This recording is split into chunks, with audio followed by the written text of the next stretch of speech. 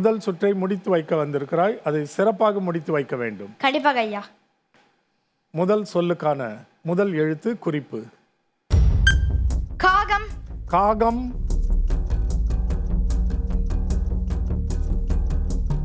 காற்று. காற்று. எவ்வளவு கணீர்னு அழகா பேசுறான் அந்த பிள்ளை.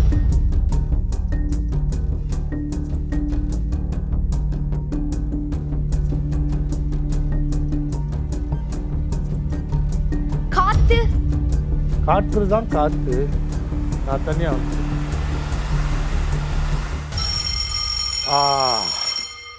என்ன சொல்லணும்னு தெரிஞ்சுக்கலாமா? திரைய பாருங்க. தெரியுமா இந்த சொல்? தெரியாம ஐயா. சரி, இரண்டாவது சொல் முயற்சி பண்ணி பார்ப்போமா? இரண்டாவது சொல் முழம். முழம். நல்ல சொல். முழம். முல்லை. முல்லை. மலர் பூவினுடைய பெயர் முல்லை. முற்று. முற்று. முந்து. முந்து. பின்னி எடுக்கிறியே.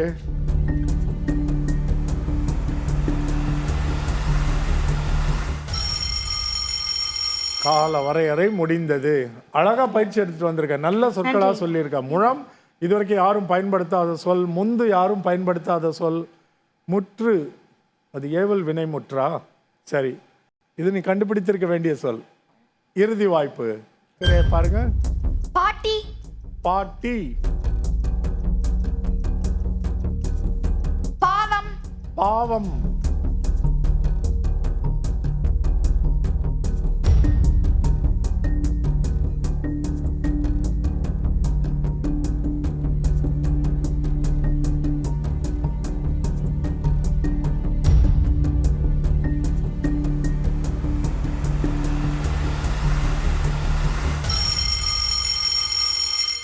ஏன் தெரியுமா எல்லாரும் அந்த பெருமூச்சு விட்டாங்க? இந்த எழுத்து நடுவில் வந்த உடனே எல்லாரும் அந்த சொல்ல கண்டுபிடிச்சிட்டாங்க. ஏன்னா அவங்கெல்லாம் ஓய்வாக அங்கே உட்காந்துருக்குறாங்க, இந்த பதற்றம் இல்லாமல்.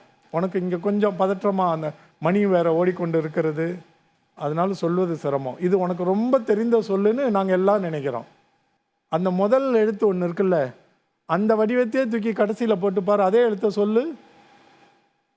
இல்லை உறக்க சொல்லு. பாம்பாவா? சொல்லு, திரும்ப சொல்லு, சத்தமா சொல்லு. பாம்பா. எப்படி? திரும்ப சொல்லு. பாம்பா. திரும்ப சொல்லு. உறக்க சொன்னாதான் அவர் மனதுக்குள்ள இது வராது. சொல்லு, ஒரு 5 முறை சொல்லு. அத ஏய் உறக்க சொல்லுன்னு சொன்னா நீ கேட்க மாட்டியா நான் சொல்றத? பாம்பா. 5 முறை சொல்லு. பாம்பா. ம். பாம்பா. ம். பாம்பா. ம். பாம்பா.